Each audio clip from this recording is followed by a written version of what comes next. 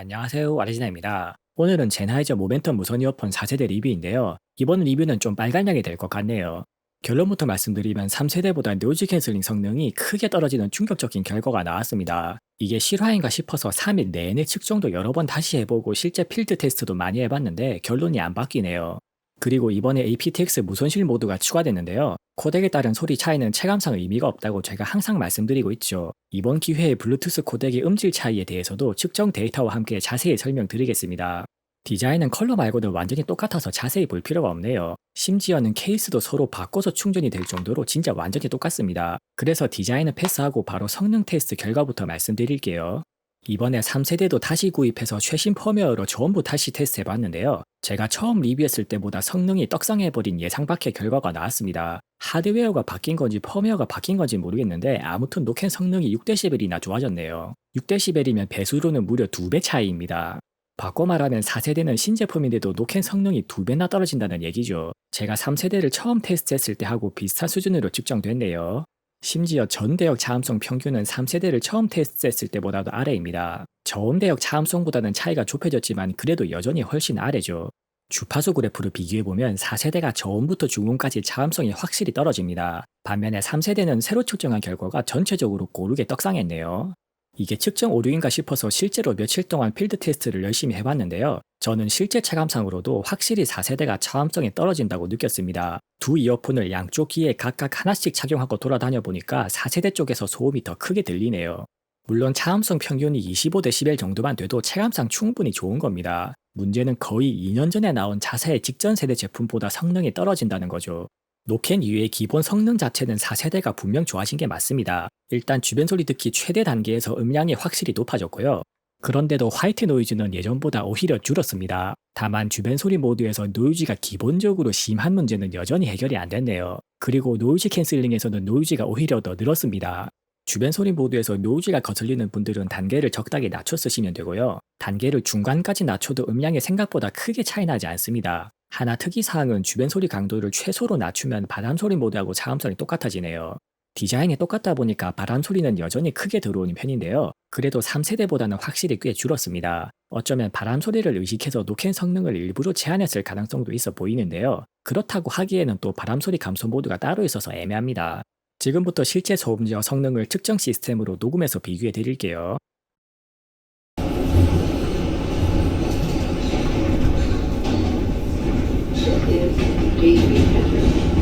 Transcript available in A, B, and R train.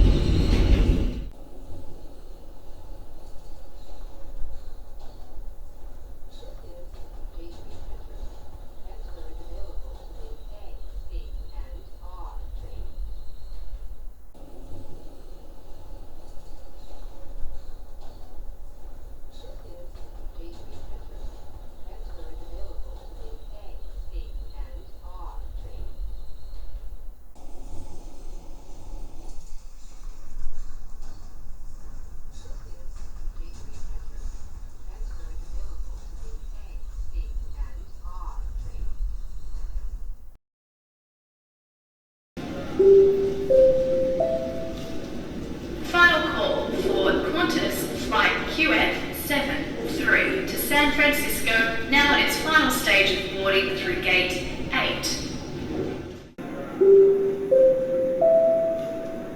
Final call for Qantas flight QF73 to San Francisco, now in its final stage of boarding through gate 8. Final call for Qantas flight QF73 to San Francisco, now in its final stage of boarding through gate 8. Final call for Qantas flight QF73 to San Francisco, now in its final stage of boarding through gate 8. 딜레이는 이번에 아주 철저하게 테스트해 봤는데요. UX 설계에 오류가 하나 보이네요. 로우 레이턴시 모드로 바꾸면 케이스에 넣었다 빼라는 안내가 나오는데요. 실제로는 그렇게 케이스에서 넣었다 빼면 오히려 저지연 모드가 적용이 안 됩니다. 일단 다른 모드로 설정해서 연결한 다음에 앱에서 저지연 모드를 켜면 바로 딜레이가 줄어드네요. 그렇게 쓰면 코덱 상관없이 딜레이를 0.2초 이하로 줄일 수 있습니다. 이게 아무래도 이어폰 내부 버퍼 길이만 줄이는 세팅 같네요. 유튜브 앱에서는 최초에 연결된 코덱에 한해서 딜레이가 마이너스로 떨어져 버립니다. 이런 식으로 동작할 거면 배터리 에코 옵션처럼 저지연 옵션을 따로 빼는 게 맞죠. 아마도 추후 지원할 LE 오디오를 위한 UI 구성 같기는 한데요. 지금 상태로는 앱 설계에 문제가 있습니다. 3세대는 제가 예전 리뷰에서 aptX 어댑티브 코덱 테스트를 못했었죠. 그래서 이번에는 새로 측정한 결과를 보여드릴게요. 기본적으로는 4세대와 거의 비슷한 결과가 나왔습니다. 한편으로 무선 신호 강도는 4세대가 확실히 좋아졌네요. 무선실 코덱까지 지원하려다 보니까 끊김에 신경을 많이 쓴 것 같습니다. 3세대는 하드웨어가 바뀌었나 싶어도 신호 강도가 그대로인 걸 보면 그건 또 아닌 것 같네요. 한편으로는 칩셋이 좋아졌는데도 통화 품질은 오히려 더 나빠졌네요. 소음 억제 세팅이 너무 과해서 소음이 많을 때 목소리까지 같이 없애버립니다. 노이즈 캔슬링도 그렇고 통풍도 아직 튜닝이 좀 덜 된 느낌이 드네요. 지금부터 실제 통화 품질을 녹음해서 들려드리겠습니다. 제나이저 모멘텀 4세대는 기본적인 하드웨어 설계가 3세대에서 그대로 이어집니다. 메인 칩셋은 업그레이드가 되었지만 통화 품질은 오히려 더 나빠진 것 같네요. 소음을 억제하는 수도 처리 세팅이 너무 강해서 그런지 목소리까지 다 씌워져 버립니다. 그래서 시끄러운 곳에서 통화할 때는 오히려 3세대가 더 나은 것 같습니다.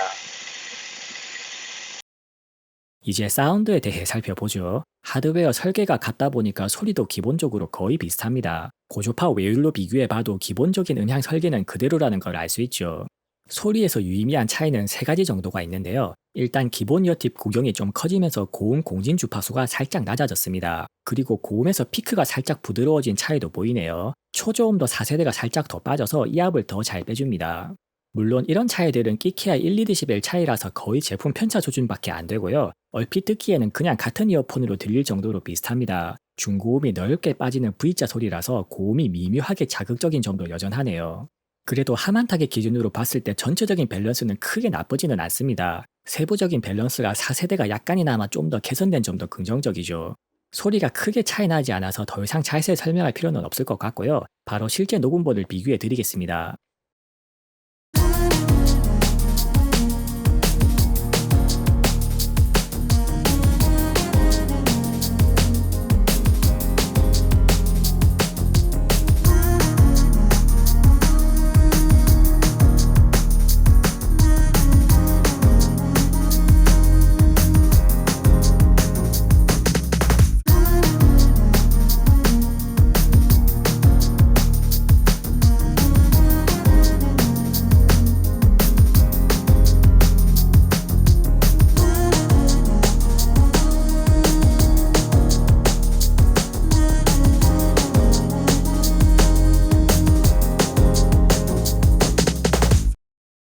On and on, I feel this way ever since you fallen from the sky.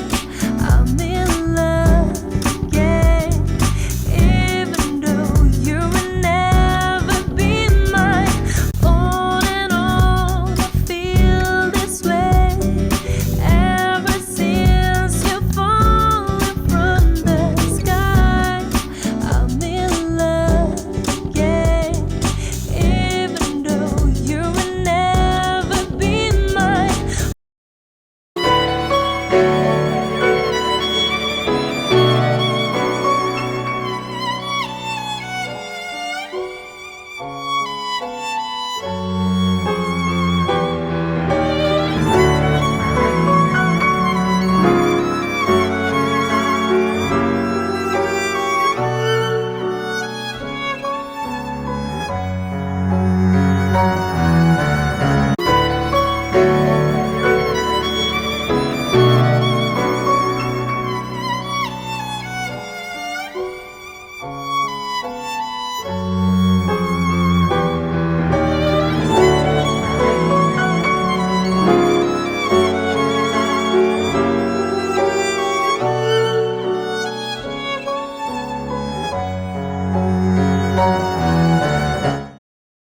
음질 특성을 자세히 보면 일단 소음 제어 모드에 따른 소리 차이는 거의 없고요. 고주파 외율도 소음 제어 모드를 켰을 때는 거의 똑같습니다.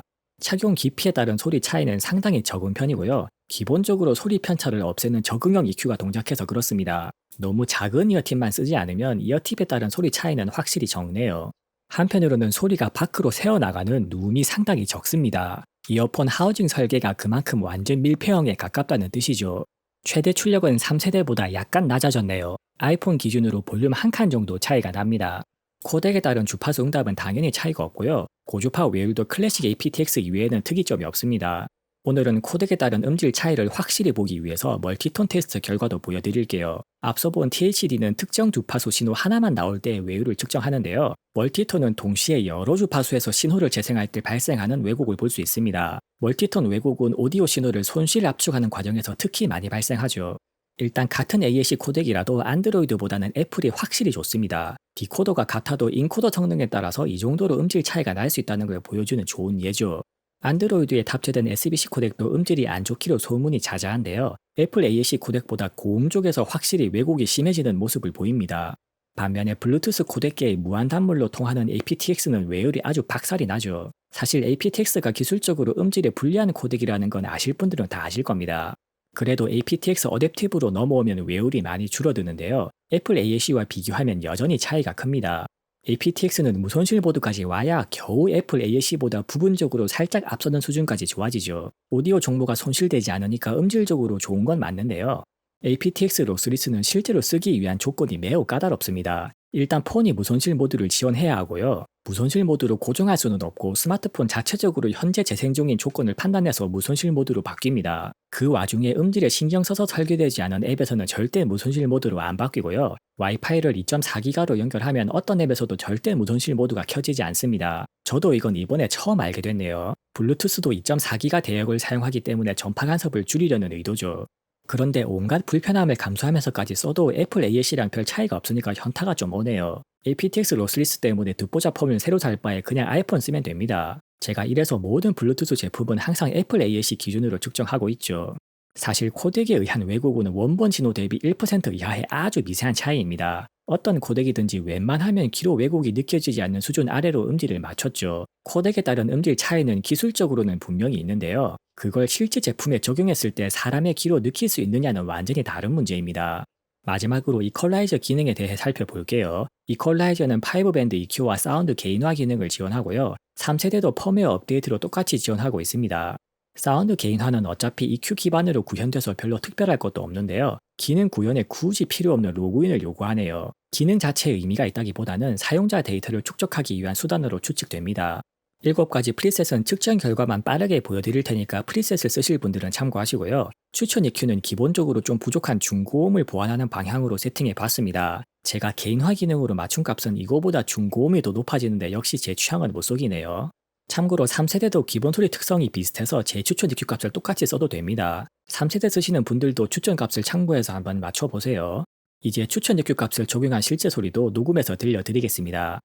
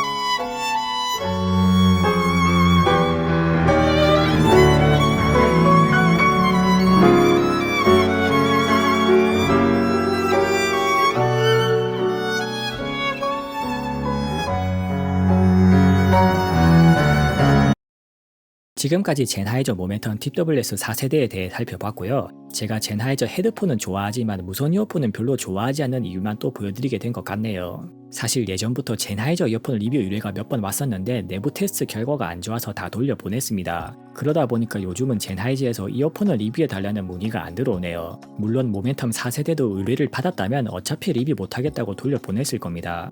4세대도 3세대처럼 펌웨어 업데이트로 성능이 떡상할 수 있는 가능성이 얼마든지 열려있기는 한데요. 지금 시점에서는 4세대가 3세대보다 2배 더 비싼 만큼의 가치가 있다고 말하기는 어렵네요. 그래서 굳이 모멘텀 무선 이어폰을 쓰겠다면 3세대가 상당히 괜찮은 것 같습니다. 디자인도 똑같으니까 모르고 보면 어차피 4세대하고 구분도 안 가죠.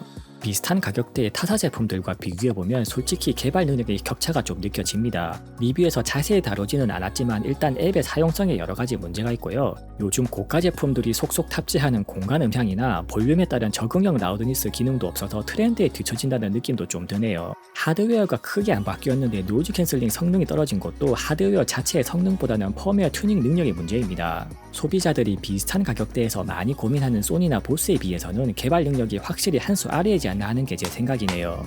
이상 아리즈나였습니다. 영상이 유익하셨다면 구독과 좋아요로 많은 응원 부탁드립니다. 감사합니다.